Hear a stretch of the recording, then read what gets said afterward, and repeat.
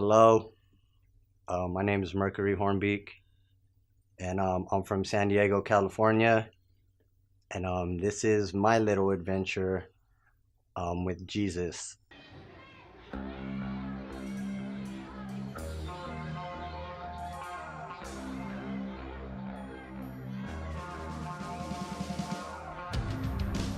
So it started way back when I was a little kid. Um, my dad, he's from Florida. He's from the South. He likes to be called a hillbilly, not a redneck. My mom is from Chihuahua, Mexico. So communication in my house was pretty not there. So I started getting older, and I always wanted to be good, help old people when they drop their groceries, stuff. That was what I wanted to do, but my environment wasn't that. I grew up in South San Diego, right next to Mexico, and it was just gang infested, drug infested to the max. I went to middle school. I did all right, but there was something missing in my life. Actually, a few things, and I didn't know what they were, and my family couldn't communicate them to me, so I had to venture out on my own. And in high school, in the ninth grade, I ended up joining a gang.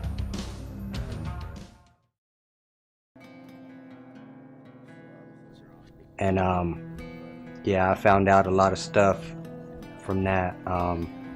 Ninth grade, um, I got put on probation for being in a stolen vehicle with a bunch of stolen property. I was at school, but my friends went and robbed a bunch of houses that day, and they picked me up from school in the car, and yeah, we got caught. And then, so I'm on probation, and I ran away from home, and I ditched out on everything, and the police were looking for me, and I was out committing crimes all around San Diego, and the police finally caught up with me, and I got sent up to one of the camps up in the mountains in San Diego County. My first day out from there, me and my friends went to go rob a house. I hadn't even been out 24 hours, and we were already out doing things. And once again, I ran away again, and the police caught up with me.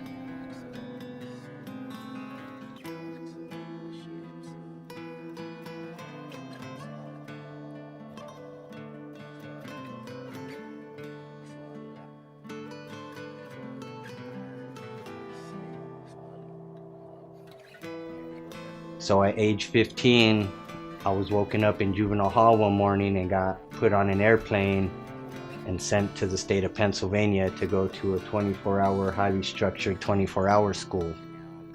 I was there with people from New York, New Jersey, Texas, Arizona, Indiana. Name the states, there was somebody there from there.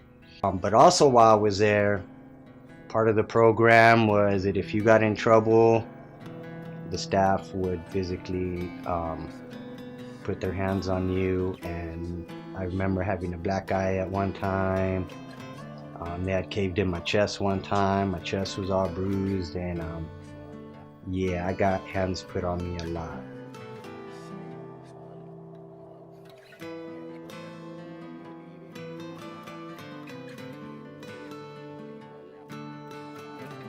And my neighborhood had turned into crystal meth infestation, and it was gangbang city from 6 in the morning till back 6 in the morning again.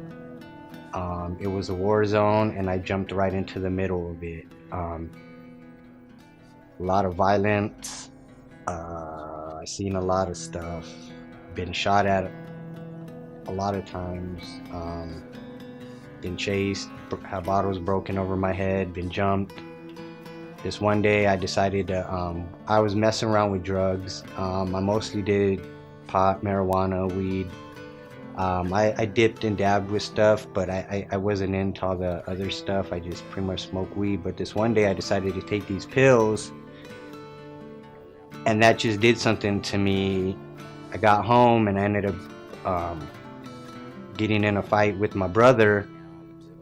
And I chased my brother down the hallway and ended up stabbing my brother 3 times in the rib cage, collapsed his lung. We ran outside and I watched my brother fall to the ground. And something different happened to me at that time. Um, I think I kind of saw life for real in that moment, as weird as that sounds.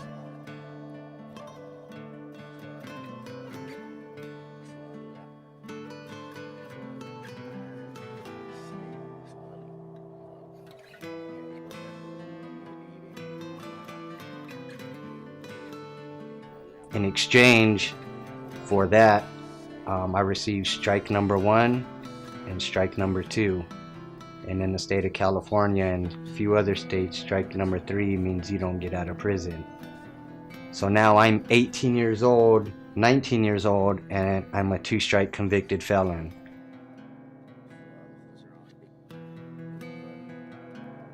And a chill runs up my spine because I see an old man in there. And once again, life hit me in the face, and I had to make a decision if I wanted to be that old man in prison or I wanted to continue on the path with where I was headed. My parents didn't know what to do with me. They had already given up on me. They seen me and my friends on the news plenty of times. They just pretty much gave up, I think.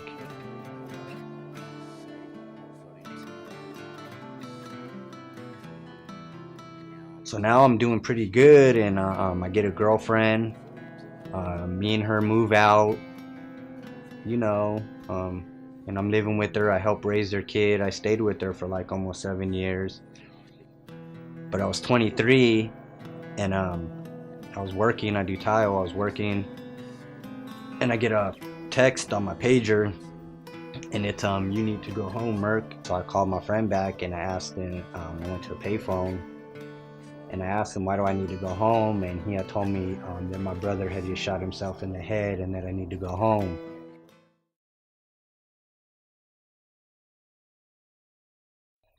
So I jumped in my car and I drove home, and the ambulance was just taking my brother when I showed up. You know, I thank God that I didn't get to see him laying on the ground. And his wife was there and my dad were there, and the police had to hold me back from his wife. I was pretty mad, upset, because she had been stealing from me, and the police brought me inside my house, inside my living room, while my brother did that.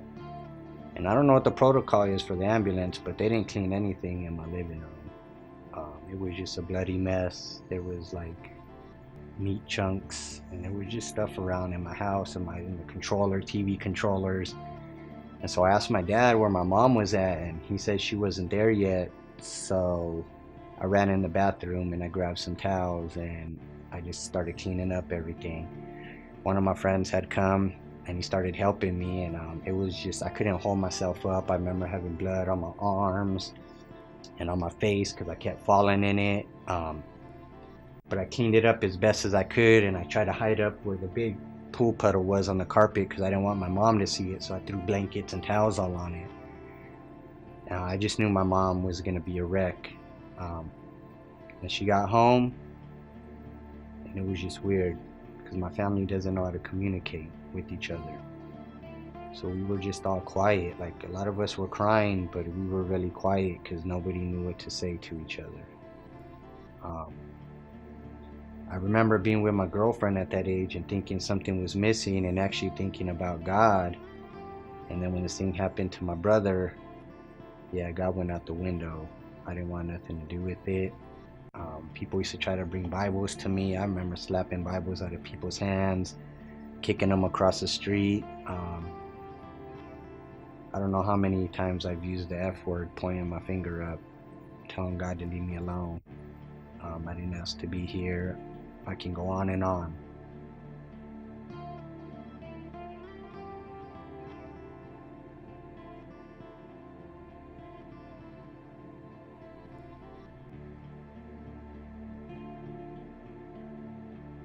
So I went back out and I was telling him he needed to give me back my money. I went outside with him. I threatened him. I told him I was going to beat him down, and he didn't want to fight me. I finally snatched my money back from him and gave him back his stuff. I thought it was over. I went back inside the bar, and I'm sitting there, and the guy sneaks up behind me and he stabs me in my face. So we start fighting, and while in the middle of the fight, he slices my hand, my pinky, and my ring finger, my right hand, and my pinky pretty much like fell over. I thought I lost it. I was like, oh my gosh. So I'm fighting with this guy still. I realize I'm kind of defenseless, so I run outside. I'm like, I'm gonna kill this guy. I start trying to grab some of my tools. The people are like, don't worry, Merc, the police are coming.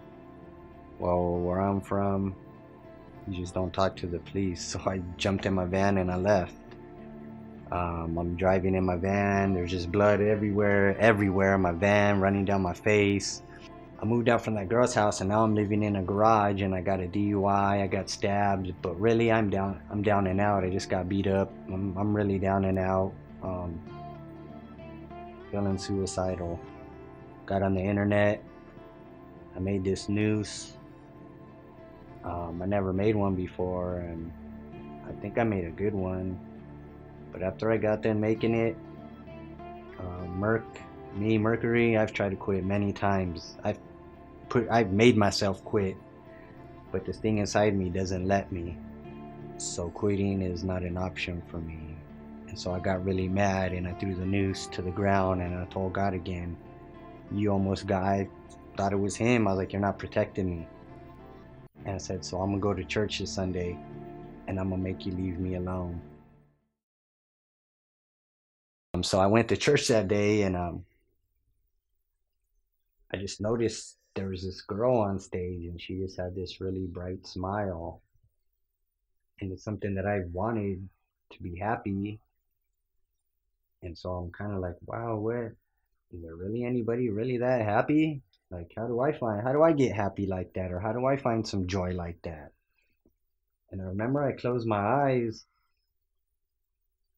and then it was just like this weird movie in my head of my past.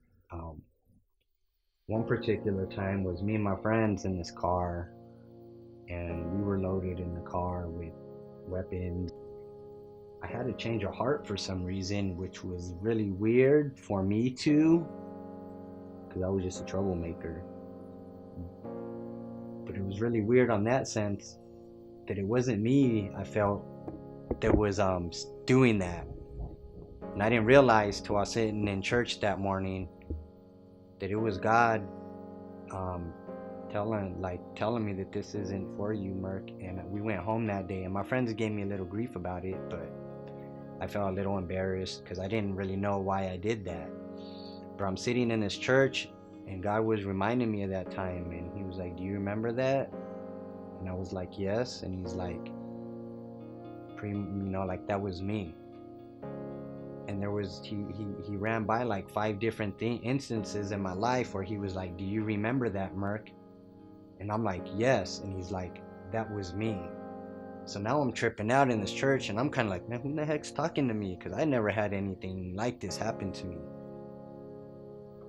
And so it's like this piece of the puzzle of my life, all this stuff I didn't understand just started coming together, and I not start feeling good, but having an understanding of like, wow, no wonder why I've been in this mess this whole time. But then my brother came in my head and I was like, oh wait, God, I got you on this one. And you ain't gonna be able to answer me on this one. Nobody else has, and I know you ain't gonna be able to have the answer for this one. Why did my brother die? And I wasn't gonna take no cheesy answer either at that time. And my eyes were closed and he was like, do you know the story of Job? And I'm like, what are you talking about? I'm just having this conversation. It's like, do you know the story of Job? And I'm kind of like, yeah, kind of. I know the basic of it. And it's, Job had everything, got it taken away. And God gave back Job everything and more. And he made me understand that point right then and there. And it was like, now Mercury, I want you to open your eyes. And I remember opening my eyes that time in church. And he goes, your brother is gone, but I want you to now look at all the brothers and sisters I've now blessed you with, double, triple. And I broke down crying that day in church, and I put my hands in the air and I was like, God, you win. I can't compete with that. There's nothing I can do to compete with that.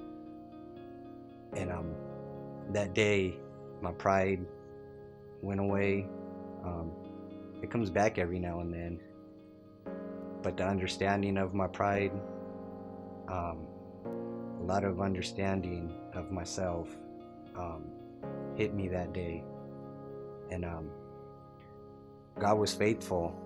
I put my finger in the air to him. I don't know how many times I've told him to screw off, hit the Bible, telling you, fighting with my parents, calling them names, being violent to people. And God, when Jesus died on the cross, I learned that day that was for all of us, because Jesus came and saved me. And so, like right now, my walk with Jesus, it hasn't been perfect. I've slipped, but in all them times that I slip or I fail now, I have a better understanding of why I do the things I do. It's not that I don't care anymore. And so, being that way and doing this on like psychological schooling with myself, I've discovered a lot of stuff out about myself. God has shown a lot of stuff actually to me about myself and why I do the things I do. He started something in me, and now I've been doing mentorships at a school out here in Missoula, and it's been really good, because it's hard for me sometimes to cover up the scars on my heart. Doing my mentorship, yeah, that right now, all that bad stuff that happened to me that the devil tries to use against me is my greatest weapon now to fight back against him.